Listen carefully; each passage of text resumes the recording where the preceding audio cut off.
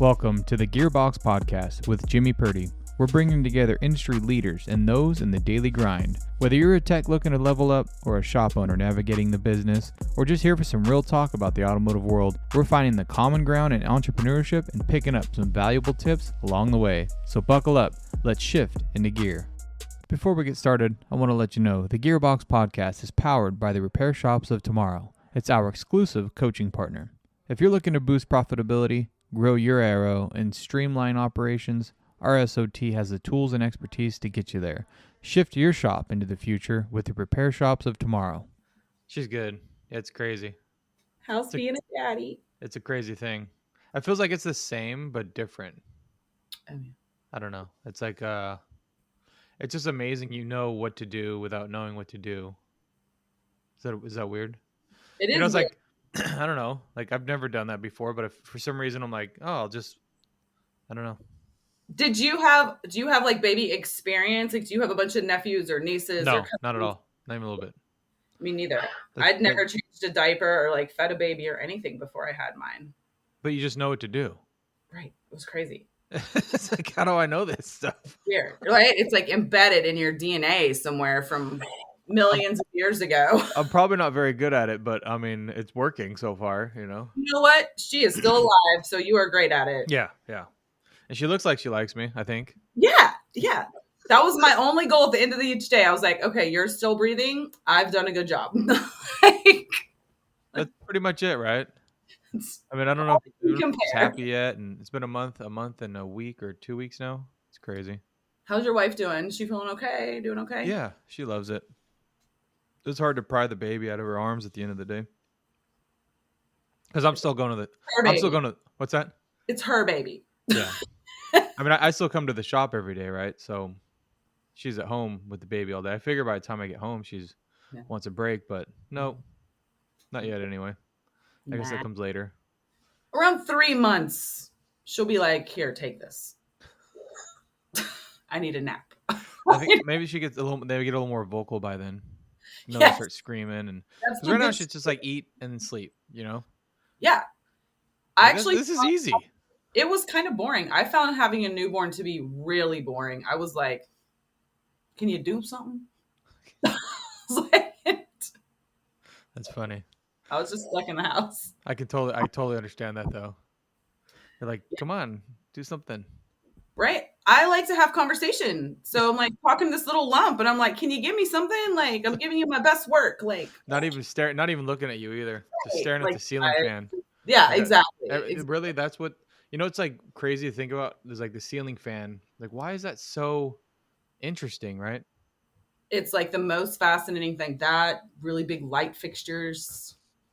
And I think it's the depth perception that's like, I mean, it's a theory, but stay with me here, right? I think it's like, at first it looks like the fan is part of the ceiling, like it's all flat, like it's all 2D, and then like their brain starts like connecting, like, wait a second, it's like 3D, right? So it's like starting to slowly pop out at them.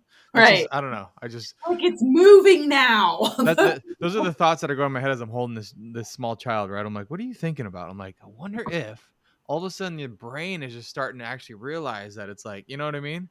Yeah. Like, what a trip, you know? Because it's like never seen it before. Like, how would they know the difference? I don't know. The whole thing is just that's the best thing I think about having a kid is when they see the stuff that you see every day, right? And like you take it completely for granted. Mm-hmm. And they see it and it's like, but it's the first time they ever saw a snail or a frog or whatever. And it's just, that was all of my favorite moments was the first times. First bath. Yeah. Yeah. First bath that they poop in. That's so fun. Yeah. You know what? The one thing that no one says is you got to burp you burp your baby. They didn't say nothing about the gas. No. Like the amount of just ripping, like, wow, that came out of you, huh? No one said anything about that. There's a lot of gatekeeping secrets, actually, that you get to find out. Yeah, like that's like an adult ass fart. Like what just came out of you? Something this big, right? Like I'm impressed. Right? It's like you're not even really eating anything. Like what? No, it's great though. I mean, I can't go back now, but I wouldn't want to anyway. No. Are you gonna Oh, have like 70 of them? A bunch of babies? no, probably not that. I mean, I vividly remember still, it was a month ago, but like that night after, it was like, who does this twice? That's wild, right? Like, there's no way. Obviously, now a month later, I'm like, oh, I could kind of see, like, it doesn't seem like big of a deal anymore. But man, that night, I vividly remember thinking to myself, like, I would never put what just happened. Yeah. I wrote it all down like day by day by day so I could go back if I ever felt like Oh, I that's wanted to smart. have another kid. I was like, this is the stuff to read to make you realize that you don't want to do this again. I do not want to go through that. I don't want to put anybody through that again. Yeah, so it was quite a trip. But it's, Nice. the lack of sleep is totally worth it. So I don't know why everyone's got to scare you away from that. Go back at like month 3 and let me know if the lack of sleep is still worth Okay, fair it. enough. What did I read? Like, in the first like 3 years of having a child or something like that, I read that you lose like a full year of sleep as a parent. So you're consistently like you will never ever be caught up ever again. That's fun to think about. Yeah, but it's okay. It's a joy, right? Like you're raising the next generation, and that's powerful. Well, I guess that segues into the talk about shop ownership because it's pretty much the same thing. Yeah, exactly. Let's do it. I mean, the lack of sleep is real no matter what, right? At It is. least I think it's more worth it with a child than owning a shop. Maybe, I don't know. Depends At on least the they're day. not like full grown adults that you're having to babysit. Well, some again depends on the day. Depends. So your journey into shop ownership, we talked a little bit, and I know we've met once or twice, and we were just talking before we came on. It was like over a year ago, Yeah, in Utah. yeah. And we Crazy. really didn't get to like talk much. You were like podcasting, and Yeah, I was writing a class, so busy. we didn't even really get to chill. Everyone's always busy. It's a stupid excuse, It is. And you make time for the things you want to do. right? That's the bottom line. That's Clearly, we the. didn't want to make time for each other that day at Mars. Oh, that's really sad. They had to go there, huh? I'm sorry, friend. That happens. It does. That's all right. So you came out of the corporate world a little bit, I did, yeah. and that Cosmetics. and that what have you used like tools wise? Because like managing and I mean, your guys' shop, you and Eric kind of went through a lot, right? And Yeah. I don't know little bits and pieces. I haven't really gotten the full fledged story from the horse's mouth, I guess is what they say. But Mhm. definitely went through a lot. But how does that like the stuff where you came from like pivot and helped you into running an auto shop? Well, in corporate America, you have lots and lots and lots of structure, right? Like almost too much structure. But I came from Estee Lauder, which is like a multi-billion-dollar corporation internationally. So you have to have lots of processes, lots of rules and regulations, right? So I took a lot of that in to the shop, which was not what Eric wanted because he had left like corporate dealer because he didn't like corporate. Mm, He wanted it to be like looser, friendlier, not paperwork feeling. And I was watching him try to grow and hire people. And he had like one tech, it was like him and one other tech. And I watched that tech leave. Like he fired that tech because he did something ridiculous, but there was no paperwork in place, right? So Eric lost his he lost his unemployment case to that, mm, which makes his unemployment raise, his rate raise. And I was like, if you had just had paperwork in place, you could have solved this whole problem and there would not have been a case. So he was like, okay. So he let me like tread in a little bit with some light paperwork. So I just started kind of coming in and structuring the stuff that I could see like, this could be a potential problem later on. This could be one. How could we like try to wrangle it up? But it took me probably like a year and a half to become less aggressive, mean corporate lady. So I went into the shop ready to be like, we're a Fortune 500 company. Let's go, Schmidt Auto Care. And that didn't work for anybody. right. So I definitely like made people leave because I was trying to be like a hardcore businesswoman and that wasn't working and the independent. And it actually was one of my coaches that we had brought on who was like, listen, you can't act like that. Just cool it a little bit. Yeah, you have to calm down, corporate America. Like, this isn't working. I took our processes book from corporate America, thanks, Estee Letter, and really edited it down like a lot, from like a 400-page book to like a 40-page book. So I did take a lot of the steps from that and kind of just start to edit it and see what would work and not work.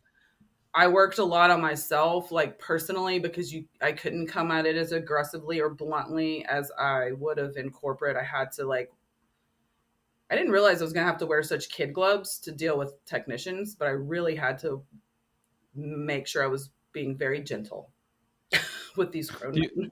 Yeah, I understand that. And do you think having SOPs or procedures or whatever you want to call them, do you think it stifles creativity?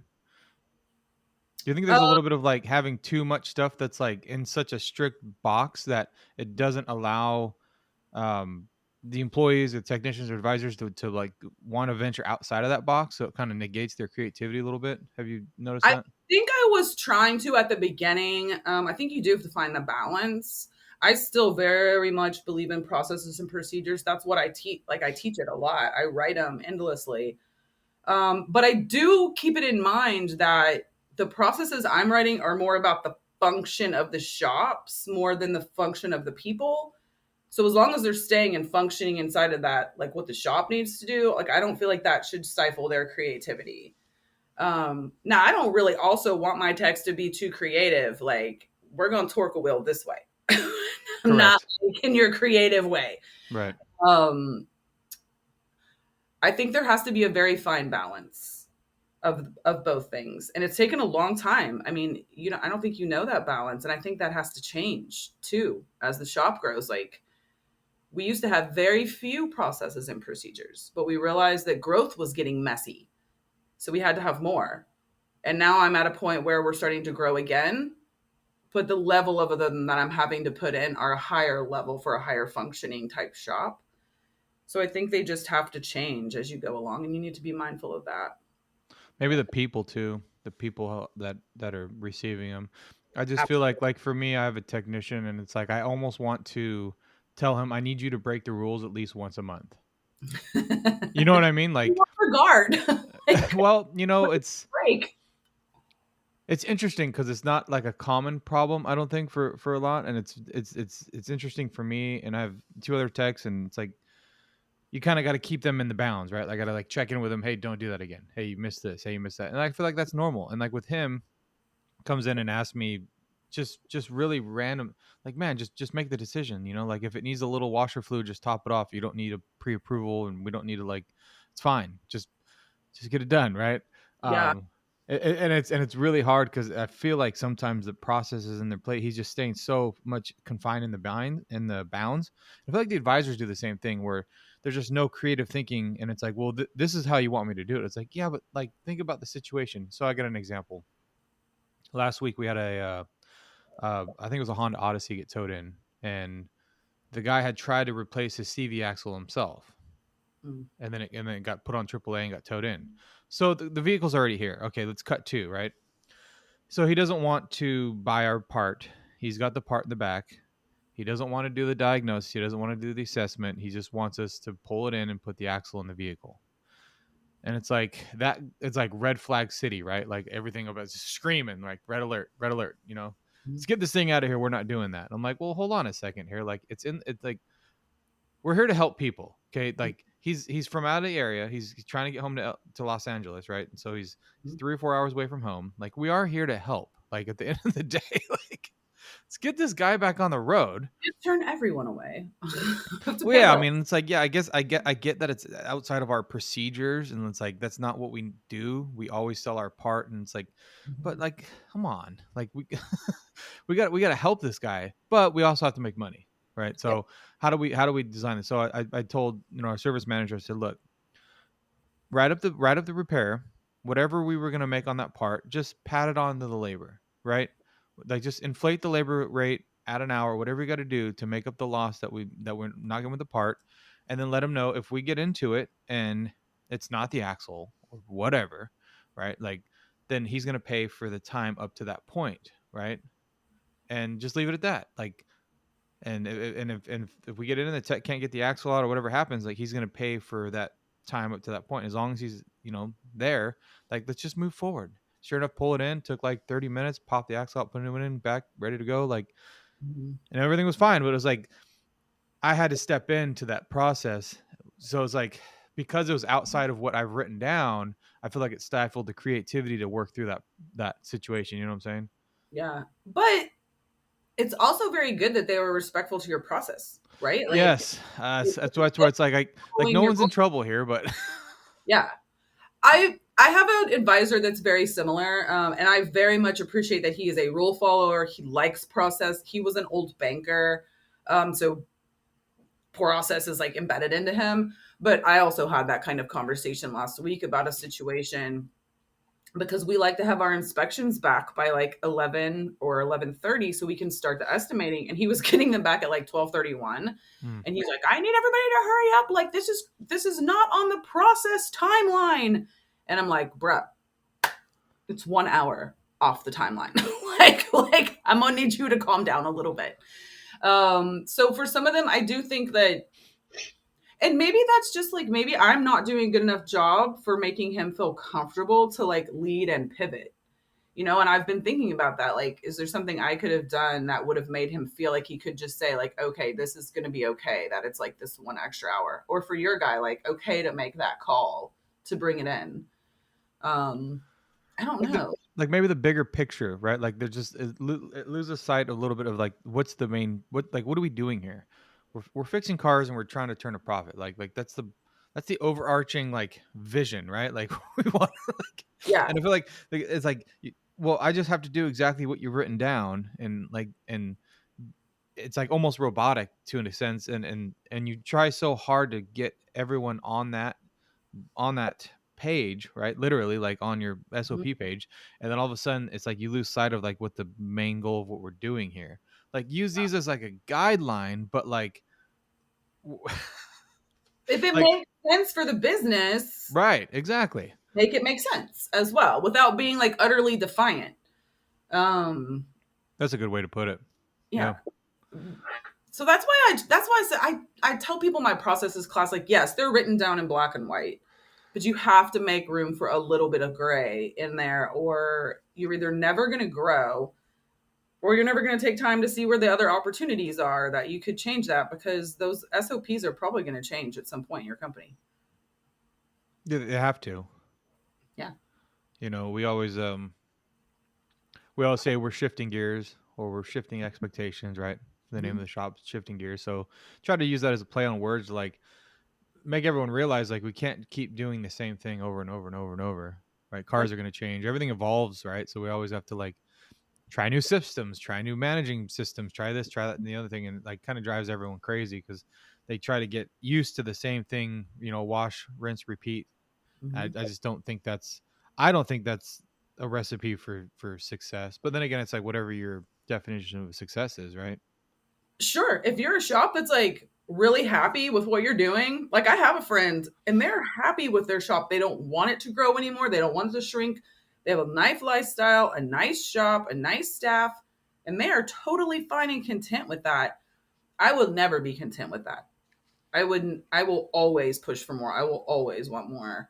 So for me, I know it has to change and evolve.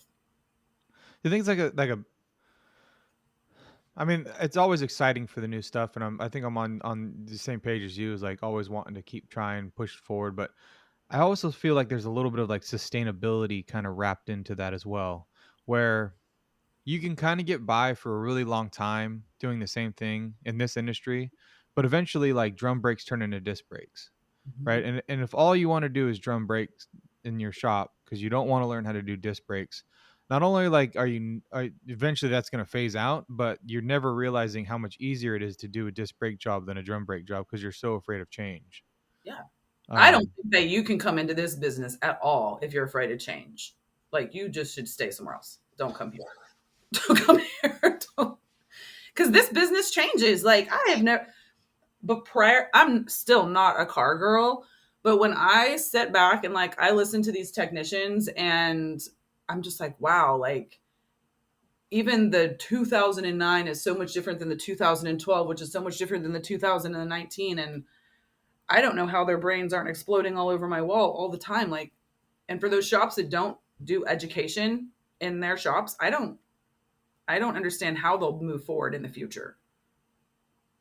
Yeah, that's the biggest thing. So 10 years, that's a that's a long time to not be catching up on stuff. You can't do it because my same advisor that I said was a bank person, his father owned an auto shop. And when his father passed away, he took over the auto shop, right? And that's been like 8 to 10 years ago, probably, that he did that. And now he works for us. And when the texts come and like say things, he's like, oh my God, I never even heard about this before. That was on a car when I was selling it in St. Louis. So he's like, there's no way he could step in the back and help anymore. No way.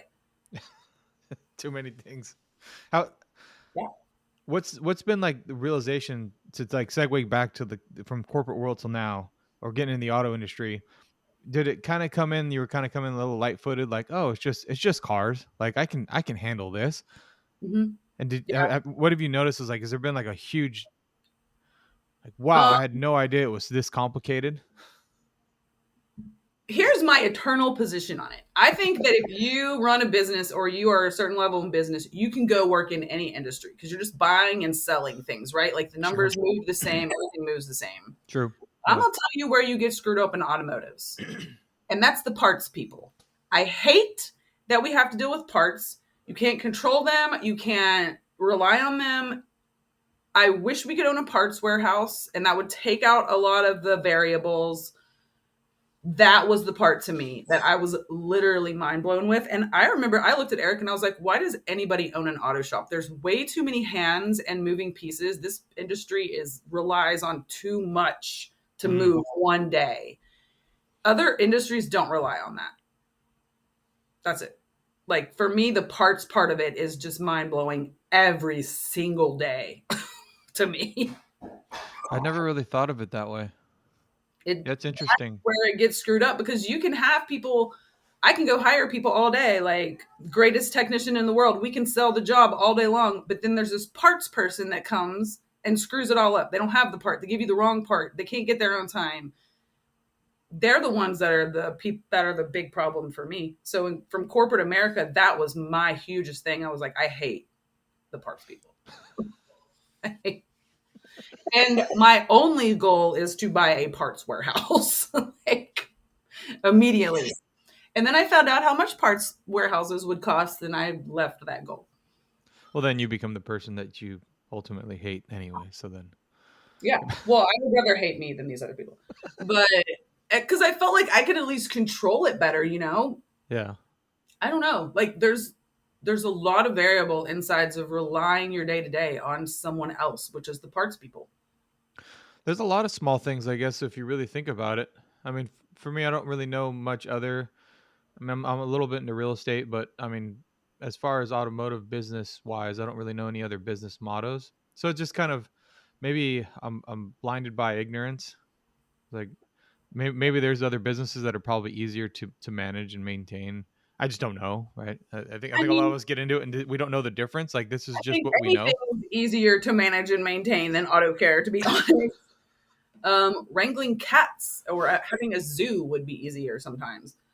Because in corporate, A like zoo it's would be nice, up, right? Like the product ships to you on Wednesday. You check it in. It's coming from a distribution center. When the sales count is low, more product comes. Like it's just a nice cycle. That don't happen in auto care. When I'm out of oil, it doesn't just automatically come to me. Well, the oil actually does now. But like there's certain things they don't just automatically come. Like there's no certain distribution center. I got to call around 5 people to find this, to find that it doesn't come until June, and it's got to come from Germany, and like, it's a lot. It's a lot. Yeah, there's a lot of hands in the pot. I guess there's it's too easy to get into this industry. There's the other thing too, right? And there's a lot of other skilled trades, right? Like drywall, right? Like anybody can go grab a pan and a knife and be a drywall contractor, right? But it also isn't that complicated. Yeah. you put the wall on, you put a little mud on, and call it a day, right? It's not, you're not going through all these different steps and processes and then getting the wrong box that's put in, the wrong part that's put in the box, or the greasy one that was shuffled back, that was used as a test. It's like there's a lot, and there's no QC for any of that stuff, and no. that's And what we're really, doing. the We're selling parts parts. like, don't care. There's not a lot of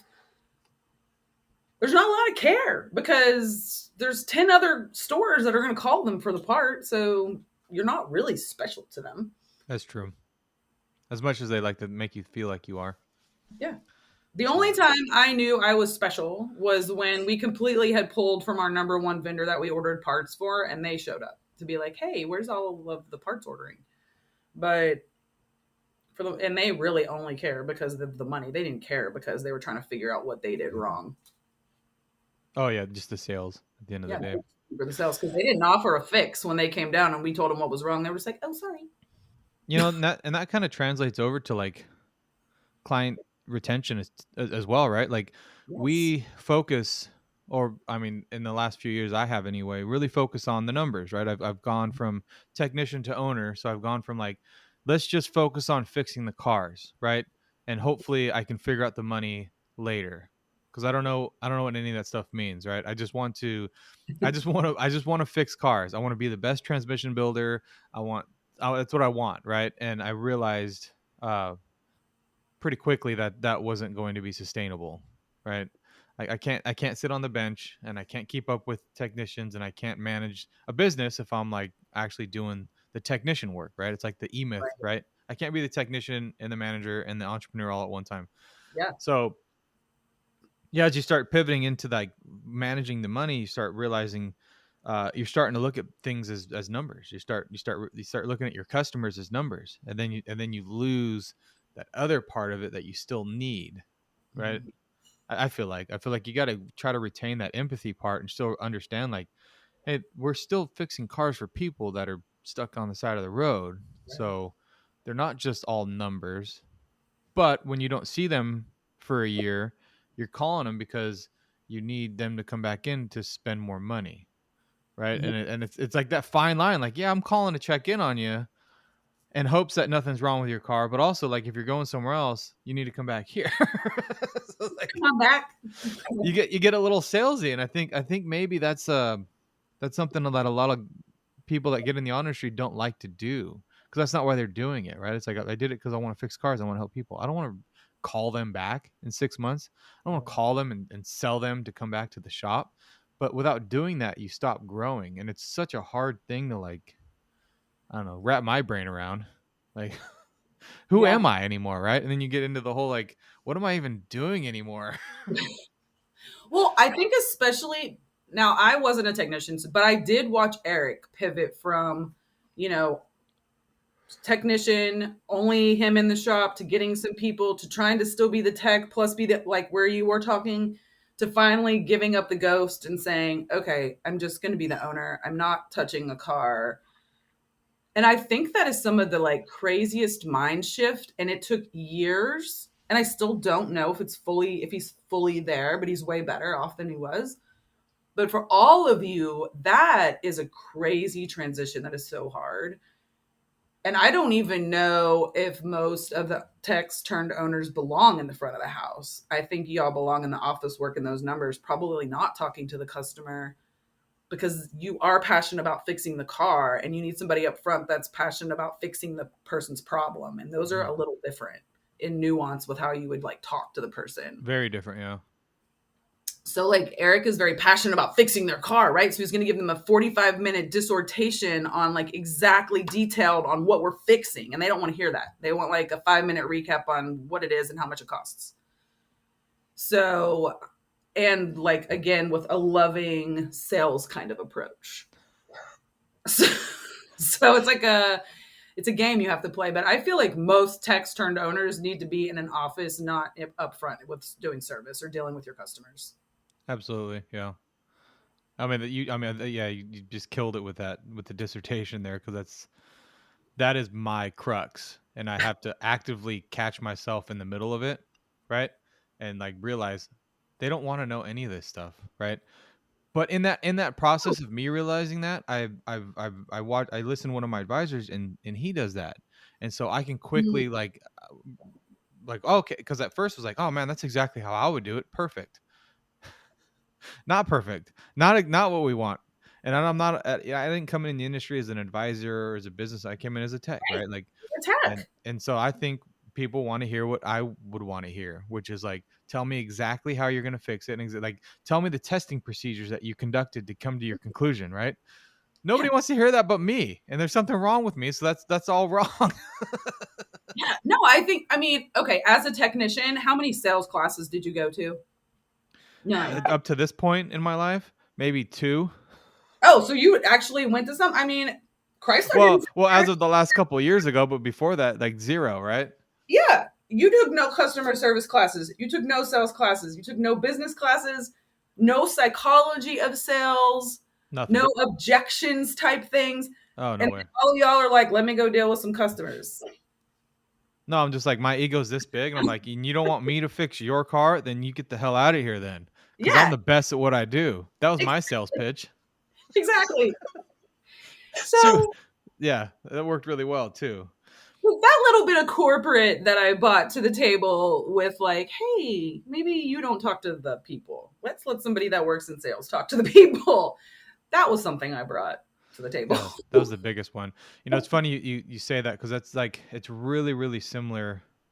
It just strikes a chord with me because I was in that place where I was doing everything right, and I'm literally like answering the phones and Mhm. working on the cars, and Leanne came in, right? And she took over the front. And that's kind of where the ember started, really. And she came from absolutely zero automotive background, right? Like she came to the point where when she was going to ASU in Arizona, her AC went out in her car and the guy did the AC system, he didn't replace the expansion valve. So the it would work and it wouldn't work. And so she had me call this guy that owns a shop in Arizona to like try to help, right? Because she literally zero automotive. Like, was he supposed to replace that? Was he not? Like, Yeah. so that's kind of like where she came from, and she went in to get her anthropology degree, right? Oh, cool. So yeah, like totally 180 degrees Not away from. cars.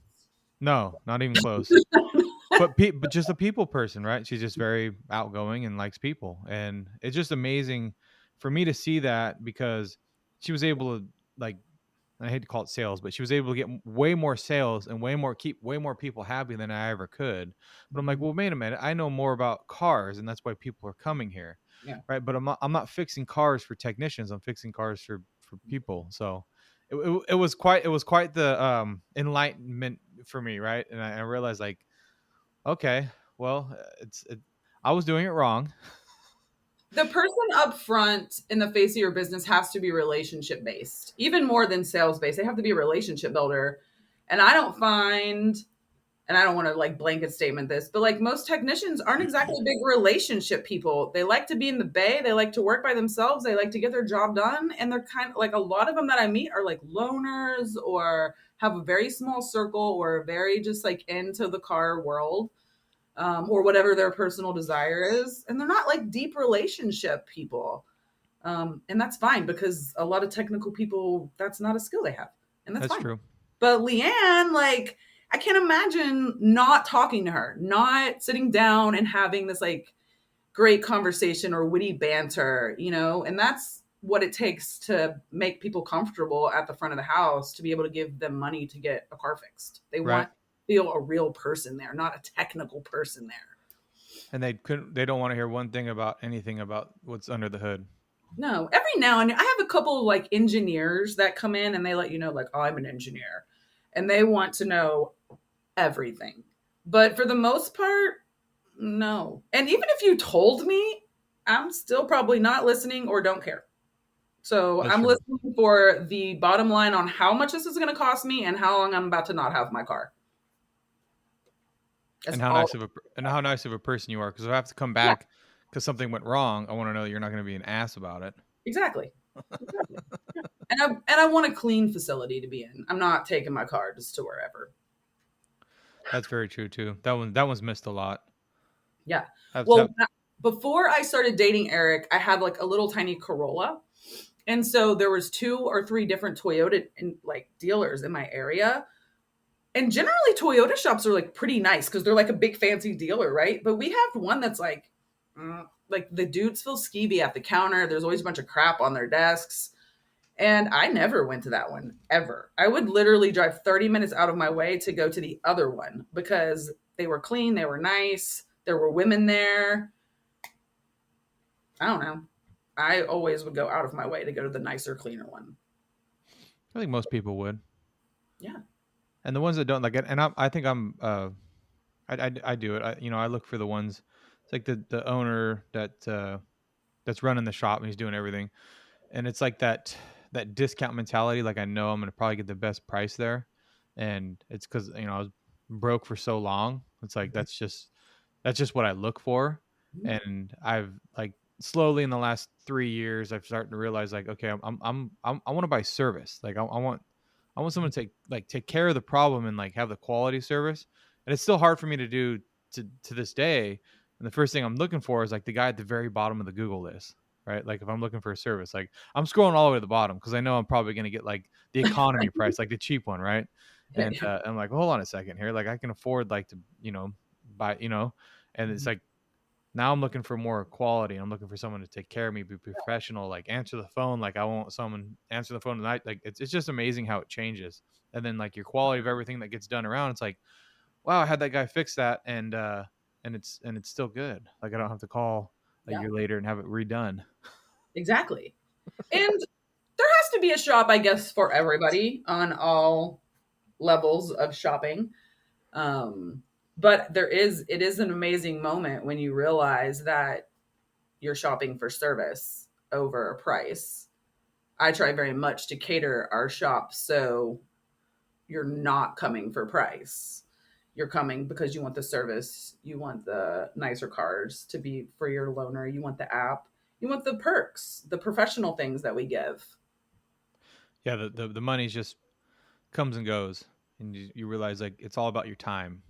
Yeah. Like whatever whoever can manage my time more efficiently or make sure I'm getting the best use of my time and I'm not like having to call and check up on you. And man, the landscapers around here are like the worst. It's like I think we've gone through 15 different landscapers for a property that we try to keep maintaining. It's like, dude, like can you just show up when you say you're going to show up and not make me drive over there and make sure that you're actually like landscaping? We just went over there yesterday to That like, sucks. Our yeah, landscapers do a good job. Like they do the whole road, every business. So they come once a I'm week. sure there's one out there. I'm sure I'll find them eventually, but like, There's probably so many in California. And oh, it's again, crazy.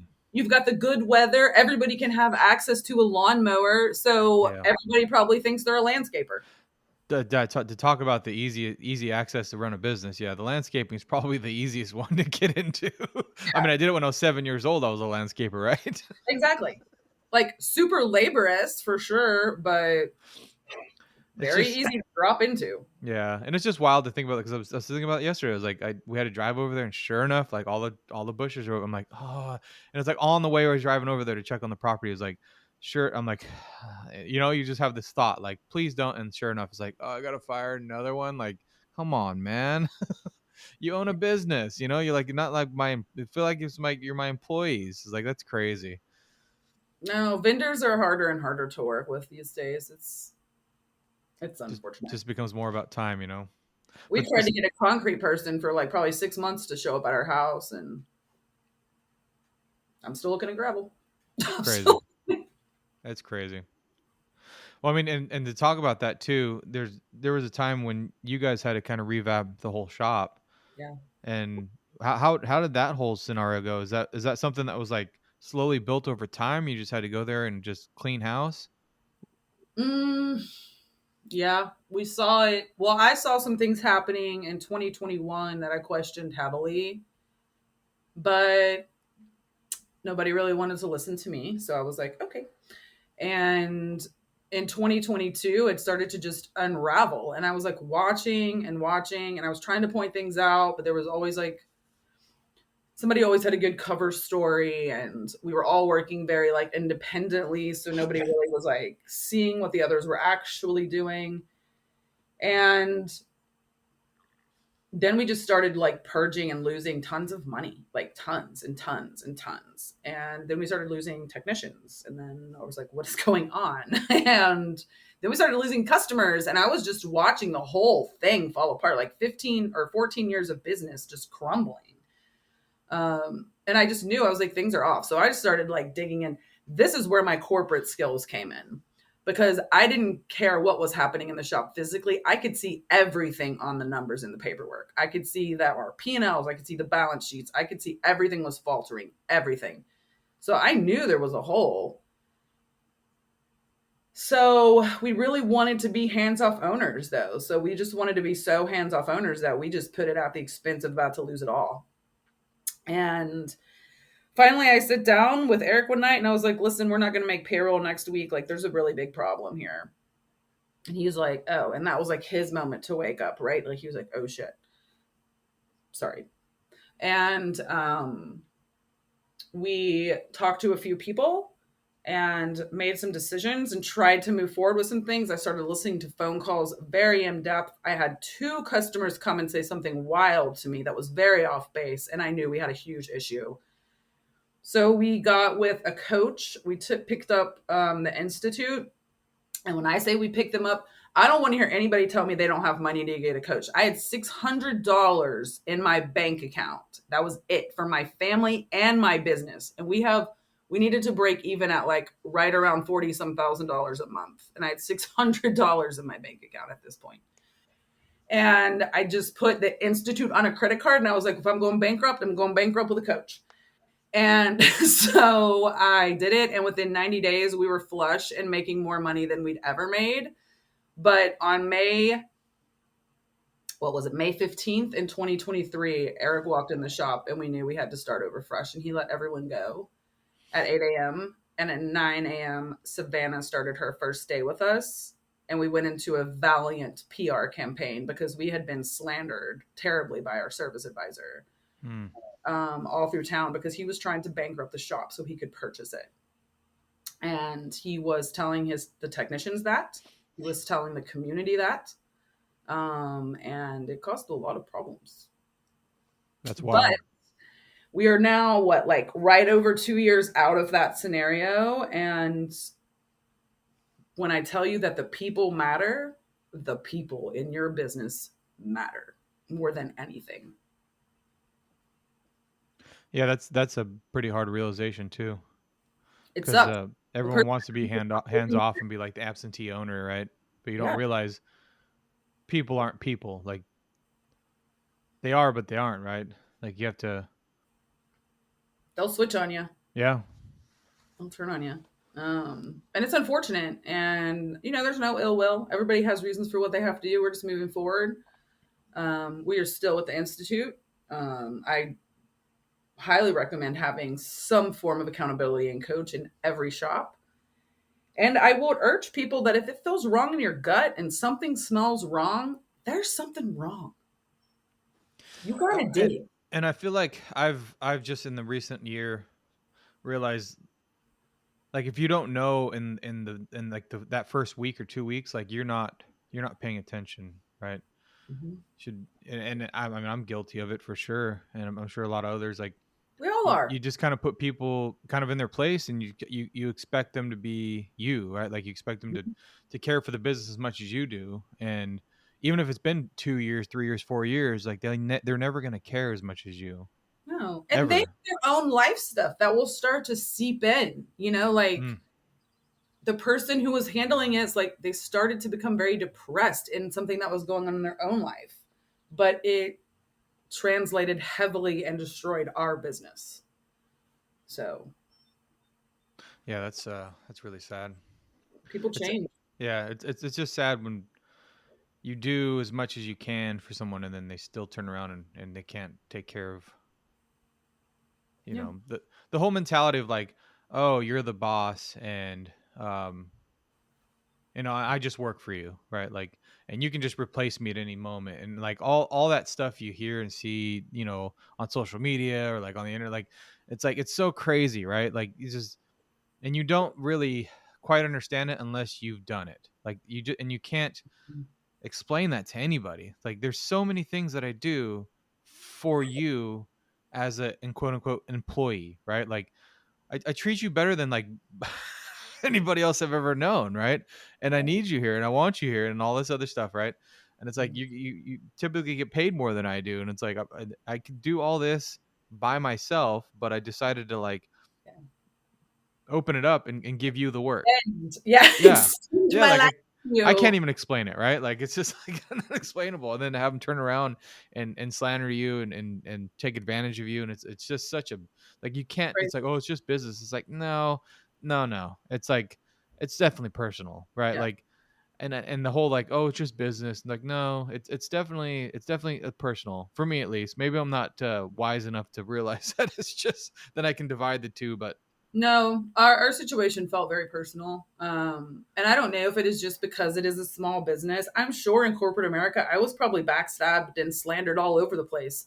But I didn't know because there was 9 billion employees running through the world, you know? mm, Um, and in corporate America, I did not care. The people who I was in charge of, I moved them around like chess pieces. So you have to be able to win in corporate America. So I was the person who was going to fire you and replace you frequently. Uh,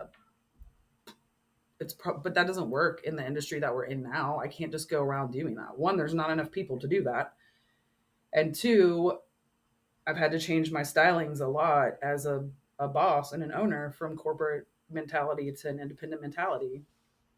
And that was a very hard shift as well. yeah, the word travels fast, I guess, too. And I mean, it sounds like something that you went through where you had to rebuild the brand, right? Yep. All because one person. It's like that stuff it travels so quickly. Like, and it's just, Yeah. it's amazing to be able to step back into it and like build what you've built after something like that, because Yeah. it's what I think it's like what everyone fears. Like, it's the biggest fear I think we all have when we get into this. Well, I'll tell you how quickly it went. I was supposed to do, well, not me. Eric was supposed to do a panel in Chicago talking about like something about like what kind of technicians we were needing in the industry. And he was going to do that with some like automotive panel, right? I got a phone call from this panel talking about, hey, we called your shop to check in and we were told you guys left the industry. Like, that's what he was just telling people. So word got all the way to Chicago that Wow. Eric and I were just not even in the business anymore. And I was like, oh my God. And then I started hearing that from people in town. Oh, I heard you guys left the shop. I heard you guys weren't in the auto shop anymore. Oh, what's going on? And I was like, this is a nightmare, an utter nightmare. Just one person, huh? One small person. That's wild. That's wild. That's all it takes. And it's sad that it's all it takes. You Yeah. know? What's even more sad is I don't know how long it was said, and nobody came to ask us directly about it. Exactly. That's what I'm, yeah. And That's the that sad was where part. I was like, bro, what? Like, why have none of you come to be like, hey, this is what's going on? Until it had elevated to a bad boiling part.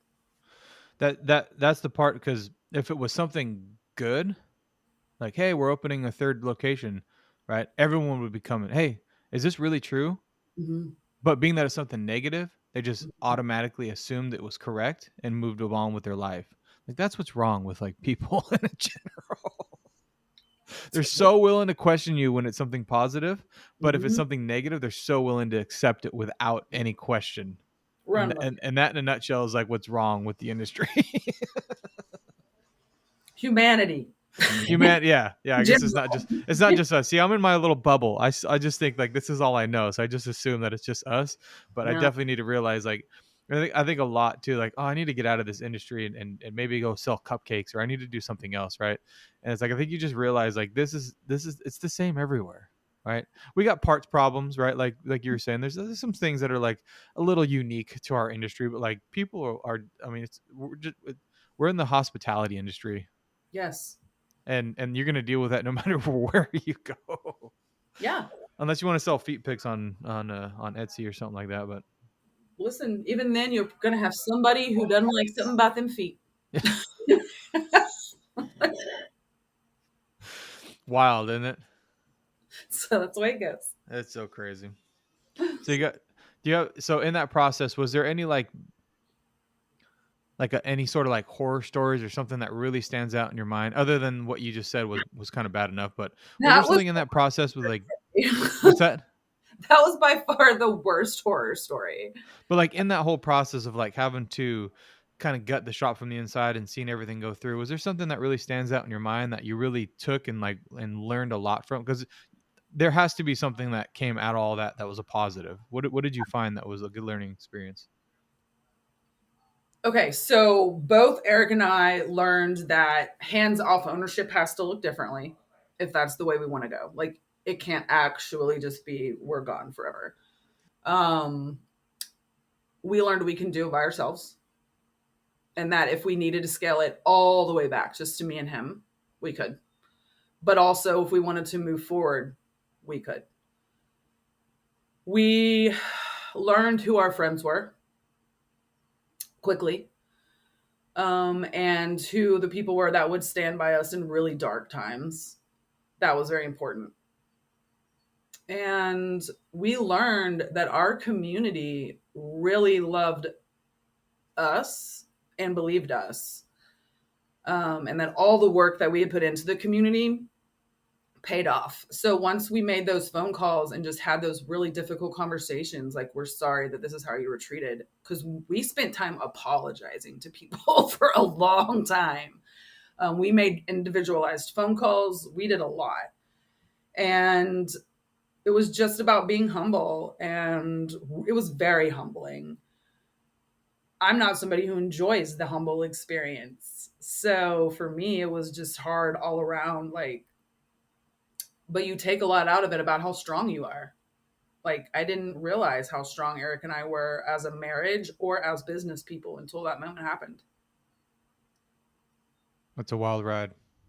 That's that's a lot of gut wrenching mornings. It sounds like, because we're kind of like scheming over the top, like we're kind of over the cut two, here we are, but like that day to day of like that of like going through there, right? And it's obviously still fresh. It's like Yeah. not that long ago, Yeah. and like having to show up every day and like sit down and like call and like put your tail between your legs, put your ego aside, and be like, this is, because I have that thought sometimes, and I'm like, you know what, I would just let it go, like whatever. Like you just get so overwhelmed sometimes with this, where I'm just done, right? Like, who wants to buy this place? Who wants the keys, right? Yeah. And but then you really realize, like, hold on a second, what am I really giving up? Yeah. Like 10 to 15 Well, years of my life, and like this is like my yeah. business, and like my whole, and it's like I'm so willing to just like throw the towel in, like 11 o'clock on a Tuesday, right? I'm like, I'm done, that's it, yeah. Yeah. we all Now, we all go through that, but to have it actually happen is like it's totally different. I was done. I was completely done. I had already started, like, by March of 2023. I was applying and interviewing for back in cosmetics. I had lined up ample amount of people to teach piano to. I could have just rocked it on that. I was done. I had checked out. I had opened up my greenhouse. I was done. Um, it was literally Eric coming to me, and I was sitting on the call. I was like listening to Cecil talk, but I really wasn't listening to Cecil talk, because in my brain, I was like, I'm going to a job in a few minutes. I was done. I didn't want any more part of it, because it was just so volatile to me, and I was so hurt, and I didn't want any more employees. I didn't ever want to have another employee. I didn't ever want to go back into that shop. I was embarrassed. Um, I don't fail at stuff, and that was a failure to me in my brain. I was devastated. So I was done. I was like, this thing can burn to the ground. In fact, let me go light that match and turn it right into the insurance company. I didn't care. But Eric came and was like, can we give it one more shot? I can do this. Like, can we just do it one more time? And I was like, no, I'm not. And he wasn't going to go for it unless I was on board. So I knew, but I was like, I can't take his like dream away from him either, that he's built for 15 years, right? Like, what a crappy wife I would be. So I just told him, I was like, I will come back on board in the capacity that I'm not coming on board with what I was doing. I'm not going to do XYZ. So find somebody to do that, because I don't enjoy it. And he agreed to that. And we got somebody to do all the financial government crap that I didn't like to do. And I said, okay. So for me, I was devastated and I was done. But I'm so glad I didn't give up. And I'm so glad Cecil said, hey, you're not done. And Dutch came to me and said, you're not done. And Eric was like, I don't think we're done. And those three men kicked my butt back into gear. The community, that's what it's about. Yeah. Like that's what we're all trying to do is build each other up. I mean, that's the biggest part. They saw something that I didn't see. I just didn't think I fit. I didn't think I belonged. I didn't think I can do it. I just felt like a failure, and I didn't even want anybody to see the failure. I just wanted to disappear. But I'm so Yeah, glad. that's a big one to take. It's a big step to come back to, you Yeah. know. But I think we all have those thoughts from time to time, you Yeah. know, and then we think we're all pitted against each other, and we think we're all competition, and we think we're all, you know what I mean. And like at the end of the day, we're all like, if you really need help, like that's probably the difference between this industry and anything else. Right. Like Oh, everywhere else is willing to like step on you when you're down. And like this is the only industry where we're like, oh, you're really down and out. All right, let me help you out. Like we give each other some shit, right? Like we knock each other down a little bit to make each other grow a little bit. But if like you're really down and out, like that's the only difference is like we're actually willing, like, okay, if you here's my hand, let's go. it's so true. And it really is why I decided that I was going to keep going and work it out, because there was a level of help and love that I would have never, ever received in corporate America, ever. So I knew then, I was like, okay, this is actually like an honest industry with good people in it. And I probably need to settle in. Yeah, that's cool. That's awesome. And I'm so glad I did, because then I got to meet people like you too. I'm just a normal, average, everyday guy. But I mean, the normal, average, everyday people are the ones that make the average, normal, everyday world move. And That's those, very true. like, Good that's what point. you gotta have. Like, if everybody was exceptional and glowing all the time, like, it would be too much. It's all a front anyway, you know. Right. It's all Right. bullshit. Yeah. You just want to keep it real. And that's what I find. I find a lot of just really real people in automotives. They share the good, they share the bad, they share the ugly. Corporate America only shares the good until it's way too bad. And then they have to share the bad. Well, it's like an Instagram reel or a Facebook reel, right? Yeah. You're only seeing like the highlights. You don't see all the struggle from that's going on, you know, in Yeah. between, and that's why your story too, and there's other stories out there, but all you hear is like the gloss over, you know, this happened, cut to, and now you know we're back on track, we're successful, but man, that nitty gritty in there, there's so much that goes on in there, Yeah. like that small 2 years, right? Like when you look in the grants, that's massive though. That's you know that's decades of work Yeah. in 2 years, in my opinion. That's how I see it. It was, because it's not the 8 to 7 that we're open.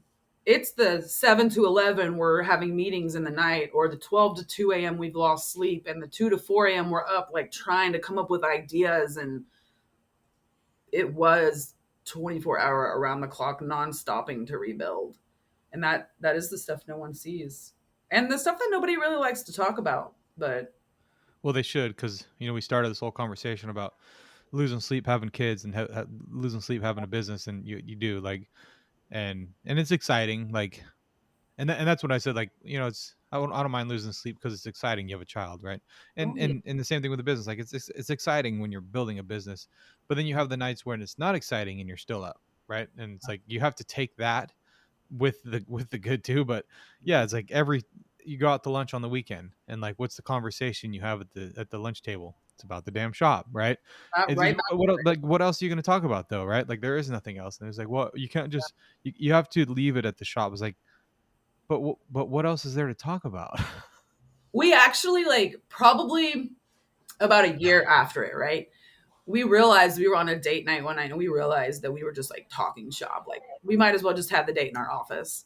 And so we like implemented a rule, like, okay, tomorrow we're not going to talk about the shop all day. I kid you not, we had like nothing to talk about. It was like dead silence in the house. We were like, wait, do we know each other on a different way than just work? Like, it becomes all consuming when you work together in a marriage. Yep. So you have to really separate it, or you are literally just working people. And that's it. And there will be no more like marriage firework talk. It was so weird. We were like, oh, we got to go out more like humans and not business people. I think you're actively trying not to talk about it, so then you can't think of anything else to talk about. Right. So when you're mad, you're like, do the dishes. Well, it's like trying to stay off social media for the day. Like that's all you. Let me just get one quick. Let me just get one quick look. So you're like, let me. Just one quick thing I want to bring up, and then I won't talk about the rest of the day. Right? Like you just can't get it off your head. Right? You have like 2 or 3 days. That's exactly Like what go it find is. a hobby. Like find a hobby. Like I started a business based around this hobby. Like I don't have any other hobbies. Yeah. This was the hobby. I don't really recommend starting a business around your hobby either. Well, I wish you'd have told me that 15 years ago, but Right. Right. it's a little late now. Sorry. That's all right. Hobbies change, over time. It's true. Well, the one thing about it, they all require a gas engine. So, Do you like cars more or less than when you started? oh man, what a good question. I think about that a lot. I I think it's different. I still have an appreciation for I think it's pivoted more into history. Maybe that's just because I'm getting older now. And I watch a lot of history stuff, but it went from like the cool horsepower and like cool cars to like now I really appreciate like the history and like watching what Henry Ford developed and like the Dodge brothers and like how Chevrolet got folded into it and like learning about like the history is like, oh, that's so cool. And like how it changed America, right? Like it's just so awesome how like, so I think it just changed, but I still have an appreciation for the car in itself. It's just placed in a different area, but Do I you definitely, tinker on your time off? Like, are you in the garage tinkering on something or? um, typically, yeah. I have I just finished a project, 68C10 project. So you still love cars. Yeah. Yeah.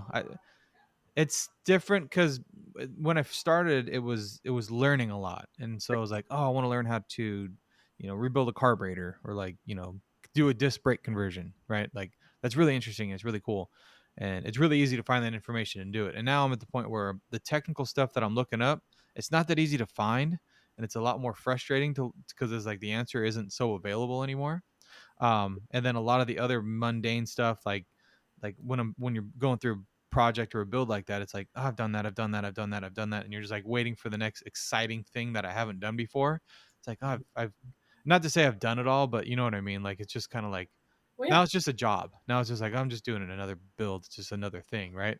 Rewiring a whole car. Like the first one was like, oh man, that was so overwhelming, but it was so satisfying when it was done. And now it's like I've wired probably 15 or 16 cars, and I'm like, yeah, that's just I know exactly what to do, where to go, and it's just a job. So Yeah. I think that's like the tech thing, right? Like you have like the ADD makes you do things that you have never done before because you get all those fireworks and all those like, and then once you've done it, you're like, I don't want to do that again. I got to do something different. Exactly. That's why I'm an artist. To be honest, I'm a That's fair. terrible worker anywhere because I can't do the same thing every day. I'm miserable when I do that. Yeah, that's the best way to put it. Yeah, yeah, but I don't think any of us though are made to like do the same thing every day. I think maybe being a chef would be my. I've thought about that a lot too. Like that would probably be the only other thing I could possibly do. A chef? Do you Yeah, cook? I do. Yeah, yeah. Oh, Don't you nice. notice? Do any of your techs do like they don't barbecue or cook? Like you don't. I've noticed like most of like the better technicians, they always are at least decent with cooking. James probably can grill really well. They're eaters. Yeah, that's the. I mean, and if They're you want big to eat, you eaters. want to eat good, so you got to cook yourself. I guess they probably always are like. I guess they're like probably pretty good with that kind of stuff.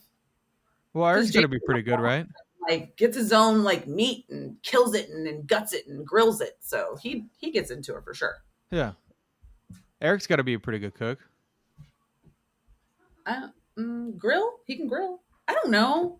He could live if he Okay. had to, but we both suck at cooking. Honestly, like our poor child.